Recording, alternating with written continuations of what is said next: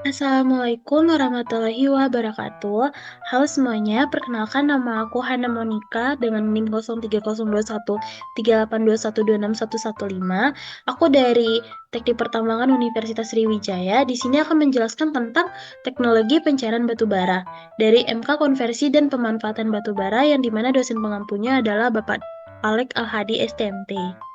Sebelum kita mengetahui tentang teknologi pencairan batu bara, kita harus memahami pencairan batu bara itu apa sih?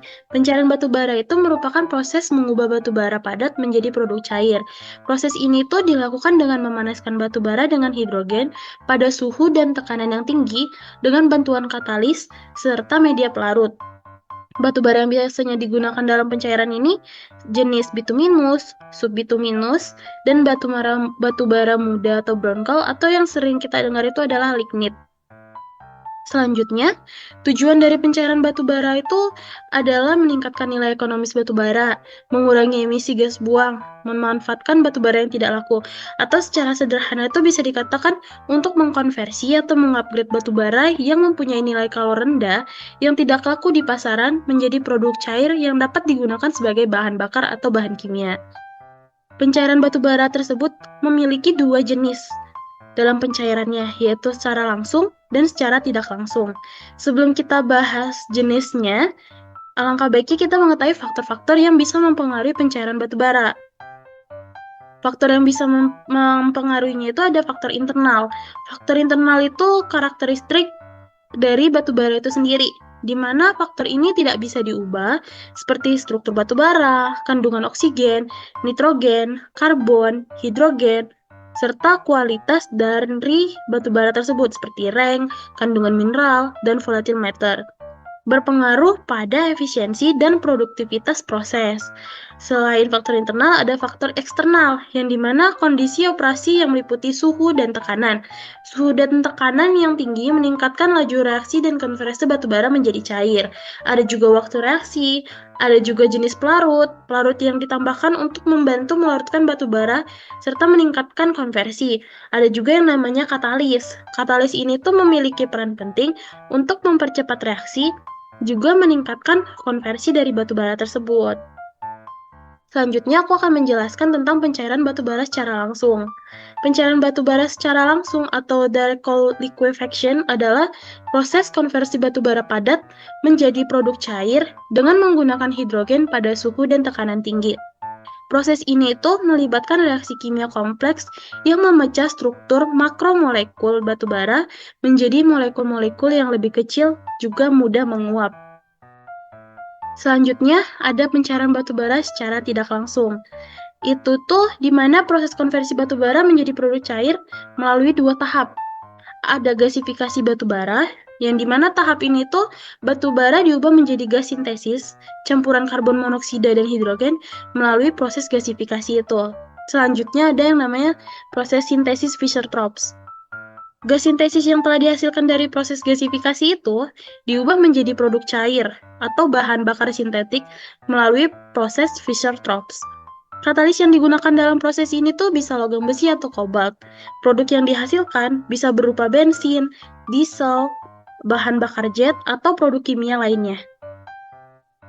Selanjutnya, menurut Nursanto dan kawan-kawan pada tahun 2015 menyatakan bahwa ada 4 cara pada proses pencairan batu bara. Yang pertama ada pirolisis. Pirolisis itu merupakan proses dekomposisi kimia dengan menggunakan pemanasan tanpa adanya oksigen.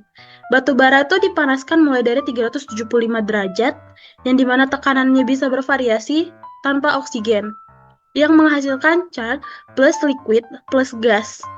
Bisa juga dengan kondisi kaya hidrogen atau hidrokarbonisasi. Yang kedua ada solvent extraction.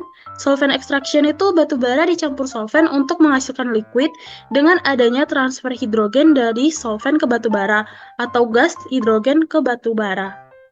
Temperatur sampai dengan 500 derajat Celcius, tekanan bisa bervariasi sampai dengan 500 psi. Solvent bisa berupa batu bara cair hasil proses sebelumnya atau mungkin produk petroleum seperti bitumen atau heavy oil. Selanjutnya ada catalytic liquefaction, penggunaan katalis untuk menambah hidrogen ke batu bara. Katalis bisa berupa iron oxide, zinc chloride, tin klorid, dan lain-lain, tapi harus tetap ada suplai hidrogennya. Selanjutnya ada proses indirect liquefaction. Indirect liquefaction ini meliputi dua tahap konversi, yaitu batu bara direaksikan dengan uap air dan oksigen untuk menghasilkan gas terutama karbon dioksida dan hidrogen. Kemudian gas ini dimurnikan. Hasilnya direaksikan dengan katalis untuk dikonversi menjadi cair, disebut proses Fischer-Tropsch. Selanjutnya, batu bara dikonversikan menjadi bentuk BBM atau likuifaksi. Ada menjadi 4, coal to liquids, brown coal liquefaction, coal water mixture, sama coal oil mixture. Coal to liquids atau pencairan batu bara, proses ini mengubah batu bara menjadi berbagai bahan bakar cair, seperti minyak mentah sintesis, bensin, solar, dan aftur melalui reaksi kimia pada suhu 400-500 derajat Celcius dan tekanan yang tinggi. Selanjutnya, metode umumnya itu ada proses Fischer-Tropsch, proses Bergius, dan likuifaksi tidak langsung. Tujuan dari pencairan batu bara itu menciptakan bahan bakar yang lebih bersih dan mudah diangkut dari cadangan batu bara yang melimpah. Selanjutnya, ada brown coal liquefaction atau pencairan batu bara tingkat rendah. Hal ini berfokus pada mengubah batu bara coklat atau batu bara dengan peringkat lebih rendah dengan kandungan air yang lebih tinggi dan konten energi lebih rendah menjadi bahan bakar cair menggunakan proses yang mirip dengan CTL tetapi disesuaikan dengan sifat spesifiknya. Tantangan dari proses ini adalah kandungan air yang tinggi memerlukan pengeringan dan katalis yang berbeda mungkin diperlukan karena komposisi kimia dari batu bara coklat tersebut, serta potensinya menawarkan alternatif untuk memanfaatkan sumber daya batu bara coklat yang berlimpah secara lebih efisien. Selanjutnya, ada coal water mixture atau campuran air dan batu bara. Hal ini bukan likuifaksi, membuat suspensi bahan bakar dengan mencampurkan batu bara yang digiling halus 30-50% dengan air 40-70% dan penstabil. Manfaat hal ini adalah pembakaran lebih efisien daripada pembakaran batu bara secara langsung. Emisinya lebih rendah dan dapat digunakan dalam boiler yang ada dengan modifikasi. Serta batasan dari proses ini, nilai kalori yang lebih rendah dari minyak, viskositas lebih tinggi yang membutuhkan penyesuaian penanganan, serta potensi masalah stabilitas. Yang terakhir ada coal oil mixture, atau campuran minyak dan batu bara.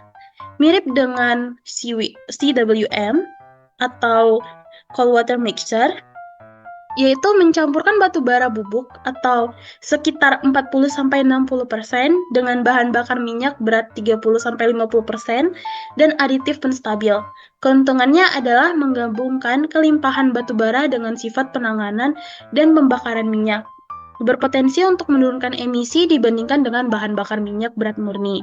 Pertimbangan dari campuran minyak dan batu bara ini adalah membutuhkan infrastruktur dan penyimpanan serta penanganan yang kompatibel. Kelayakan ekonomi tergantung pada harga batu bara dan minyaknya. Mungkin sekian yang bisa saya jelaskan tentang teknologi pencairan batu bara. Lebih dan kurangnya saya mohon maaf. Terima kasih atas perhatiannya. Sampai jumpa. Assalamualaikum warahmatullahi wabarakatuh.